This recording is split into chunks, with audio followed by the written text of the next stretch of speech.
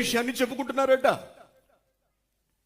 Okay, ఇప్పుడు దేవుడైన యేసు తాను బ్రతికొండగా ఏం చెప్పారు? నేను మరణించి 3వ దినమున లేస్తాను అని. ఆయన లేచారా లేదా? ఏమిటి సాక్ష్యం అని మనం చూస్తున్నప్పుడు ఇదిగో సాక్ష్యం. ఆ ఊర్లోని ప్రజలు మాట్లాడుకుంటున్నారు.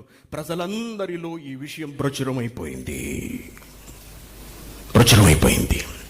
అంటే మరణించిన క్రీస్తు లేచారా? లేవటం నిజమేనా? నిజం.